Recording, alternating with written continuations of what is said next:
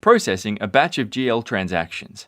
We're going to process a batch of GL transactions for the salary payment made to office staff. To complete this process, we'll first create batch transactions, then release and post the batch, and finally, review the batch details. To begin with, go to the Finance workspace and create a new Journal Transactions record. In the Summary area, type in a description for this transaction.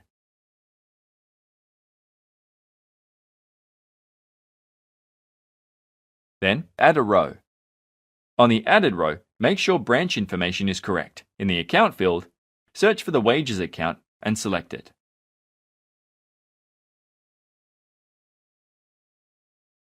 Specify the debit amount and any other required details. Then, add another row to specify the credit amount and the account to credit.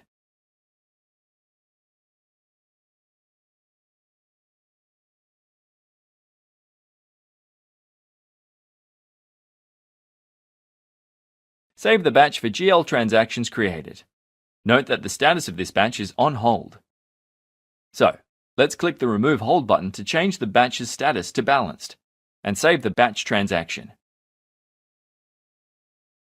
Now it's time to release and post the batch. Let's click the Release button. A pop-up message appears confirming that the release has been processed. Also notice that the status has changed to Posted. Let's review the batch details. Open the More menu and select Batch Register Details. The system opens the GL Registered Detailed form. You can now review the details of the posted batch.